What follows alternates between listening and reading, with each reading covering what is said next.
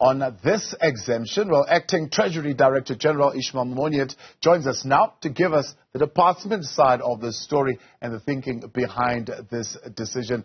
DG, good evening. Good to have you, and thank you very much for your time and coming on tonight here on News at Prime. So, I mean, a quick perusal of the PFMA, Chapter 12, Section 92 will tell us that Treasury does have the right to give particular department exemptions from part of the PFMA or the entirety of it or sections thereof. So I would gather that is the power that you have to give the exemption, but there's a sense that you would still need to give reasons as to why. From the letter that you wrote to Eskom, they wrote to you on the 9th of March. Why did they request this exemption?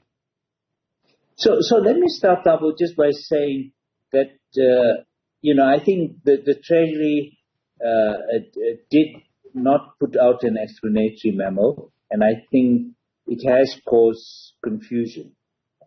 In a sense, we were under pressure just with the financial year ending. We had to do this on the 31st or it wouldn't have applied. The reason that and secondly, let me just clarify that Eskom still has to disclose both the financial and non-financial information on irregular, fruitless, and wasteful expenditure. The only difference is they must do so only in the annual report. Now, as you know, when you have an annual report, you have a financial section and your financial statement, and you have everything else. So they will report in it in the everything else bit, right? And there will be presumably there'll be a schedule which we would want the auditors still to look at. By taking it out of the financial statements, we're trying to reduce the risk of Eskom getting needlessly irregular or fruitless expenditure. And the reason for that is, if you look at a state-owned entity like Eskom or Transnet, who we also exempted last year, they tend to follow your international accounting standards, which is far more onerous, your IFRS, and they also have to report in terms of the JSE's reporting requirements because, they go out and issue bonds and borrow. So they already have pretty onerous provisions. In this instance, they will still report, as I said, on any irregular or fruitless expenditure, but it will be in their financial statements. Right, but not in the annual report. Yes. But some are, sorry, DG, let me just come in here. Some are arguing that, it defeats the purpose of what you're trying to do, because if I'm a potential funder and I already know that you are going to hide certain things in the financial report, which you are going to put in the annual financial statement, I'm going to request both. And so I'm still going to see what you're hiding as a fruitless expenditure. No, nothing is hidden. Let's just be clear. It's going to be still disclosed. But what you don't want is for Eskom to be qualified when other companies are not qualified for the same thing, because they face higher hurdles beyond the accounting standards and the JSE requirements. So what happens is it is put into the financial statement, in the annual report. It will be, because we'll speak to the AG, and that's how we did it with Transnet, that they will still audit what's put there.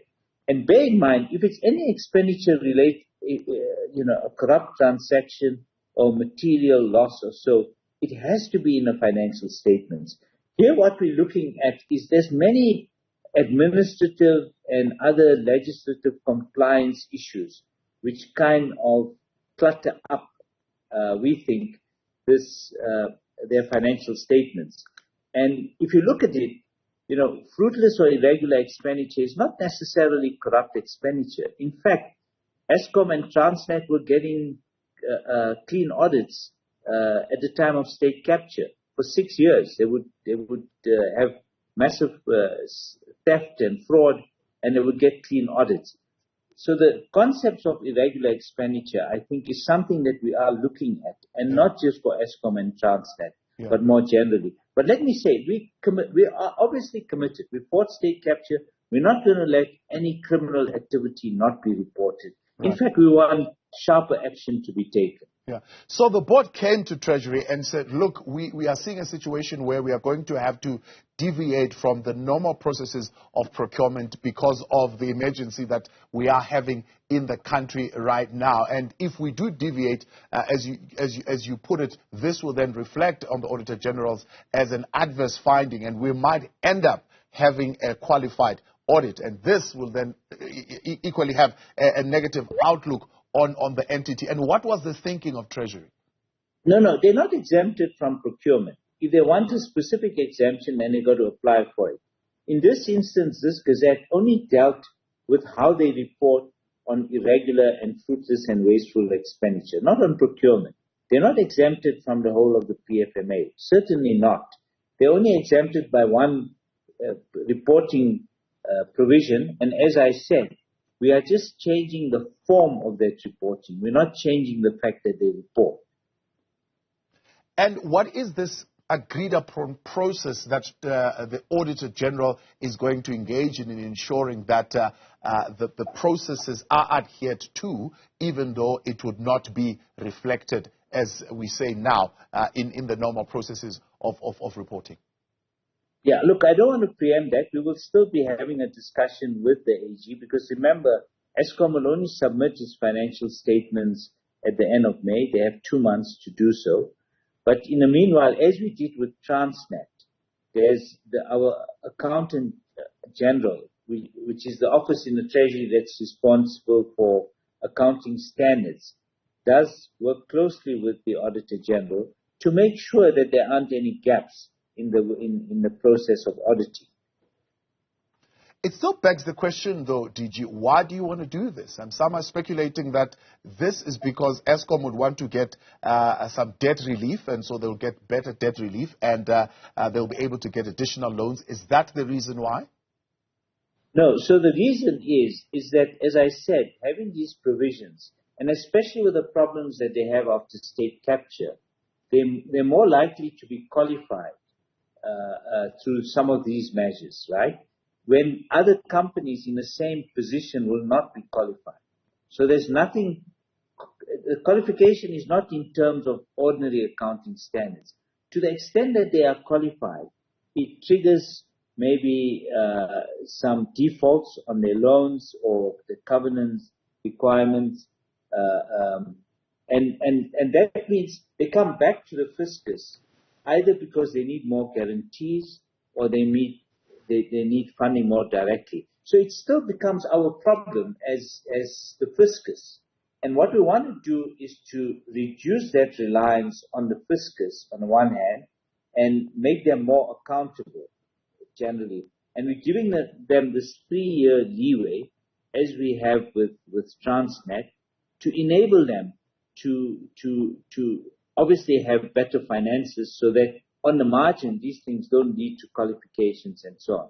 I should also add that there's also a general approach that we have that in response to the Zondo Commission's proposal, when the President responded to their proposals, there's in the response, the President noted that the National Treasury and the Auditor General of South Africa are working together to review the usefulness of the concept of irregular expenditure and to focus on identifying corrupt or suspicious expenditure or expenditure made in bad faith. Because that's the confusion. People conflate the two types. We are going to be much harder on corrupt expenditure, but we're going to look at non-corrupt where there's minor transgressions, okay, or non-compliance with some of the other laws. And there's no corruption at all. It's an expenditure made in good faith to separate out those processes so we can focus on corruption. Did you tease that out for us? I mean, people listening to this don't quite understand what they do know and what has been revealed in the Zondo Commission of Inquiry is that there was just broad corruption. And now we are even hearing some allegations of this being run by some rather experienced networks of criminal syndicates happening there, costing the nation close to 1 billion a month. So what exactly do you mean these transactions that are non-consequential, so to speak? Yes. And by the way, it's got us grey listed by FATA. So what happened was in those years, what the Commission, my reading of the Commission's proposal is that most of the corruption was related to abusing in the procurement system, where funds were not spent as they should have been, and they were diverted elsewhere. But yet, these institutions got clean audits, and that's the problem that you have. So we want to focus so that such expenditure is identified, by the way, as both irregular and fruitless, and that is put in their financial statements. We're separating out the minor, as I said, transgressions or non-compliance with rules. Let me also say what we're going to be doing is issuing a much more detailed technical note, because this is what accounting officers need to hear. We've already issued what's called an instruction note 4, which separated out, for example, on irregular and fruitless expenditure, the historic from the last financial year. There's a separation of that because we think that the way it's reported tends to mislead the public, and this way that it reflects the position more accuracy. And you can be certain that where Treasury sits, we want zero corruption, and we want to focus on that.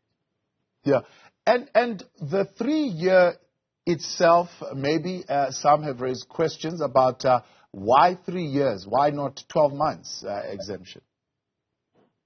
Well, they asked for 3 years, and we'll certainly monitor that, and we could change that. But last year, for example, when we had discussions with Transnet and we were looking at their issues, the thing is, even mainly because of state capture on the one hand, there's a lot of legacy issues which continue into the future, because they will discover things maybe only next year, what spending may have gone wrong, say, in 2017.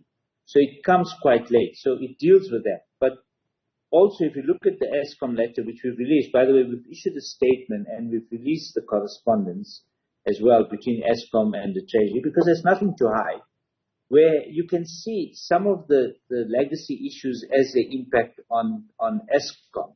And we're trying to just deal with that. Look, and we're also open. If there's a better way of doing it, we're open to that. But what you can't have is that your system of reporting needlessly leads to a qualification and more reliance on Eskom.